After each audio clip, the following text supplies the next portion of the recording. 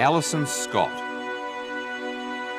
The teenage pioneer from Edinburgh who became wealthy in middle age, but never lost her reputation for kindness and generosity.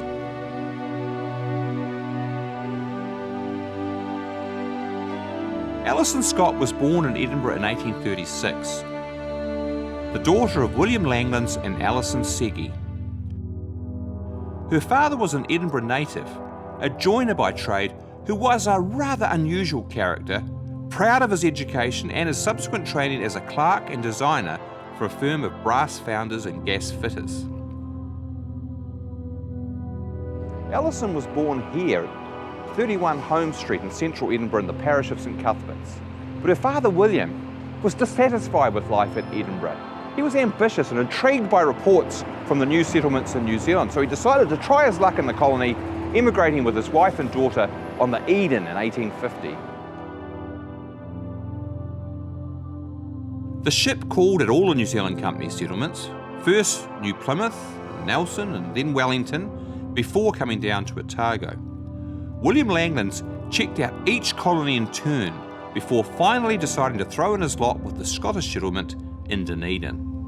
This critical approach to immigration reflected William's somewhat acerbic personality.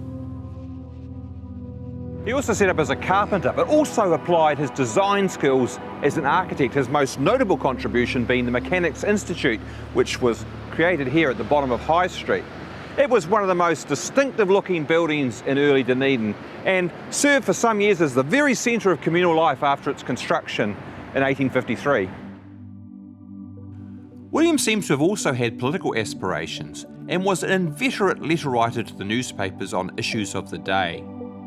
His liberal views were seldom widely supported, however, and nor did he win any fans with the outspoken way he expressed his opinions. He failed to win any of the elections he contested, save for a brief period on the original Dunedin Town Board, the precursor to the Dunedin City Council.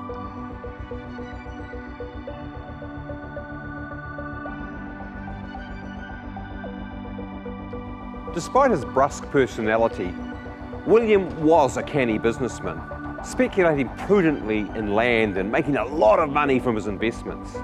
One large block of land he purchased in D Street in Otago is still called the Langlands Block. And this flagship building going up will be known as the Langlands Hotel.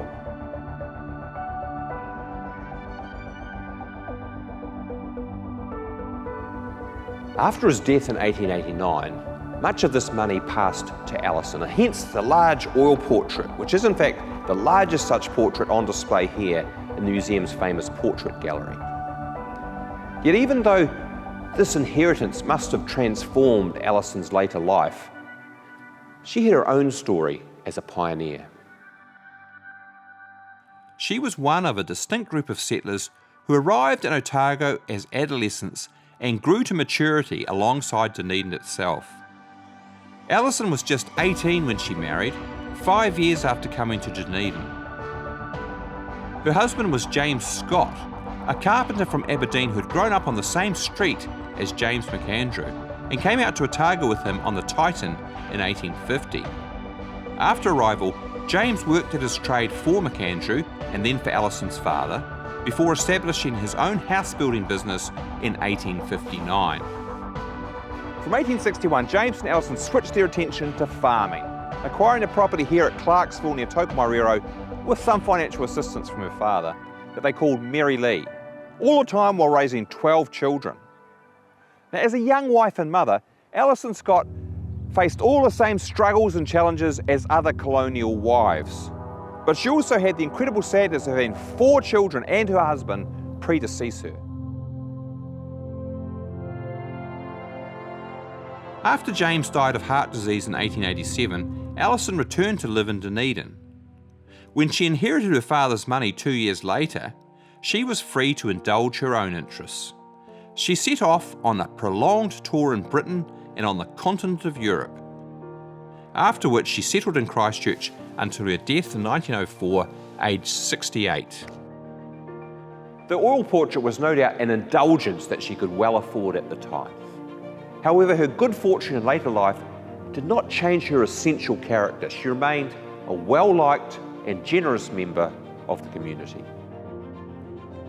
As her obituary noted, she was a sympathetic and helpful neighbour, even when her energies were taxed with the needs of her own large household. The wealth she inherited from her father only enabled her more fully to gratify a disposition that was always generous.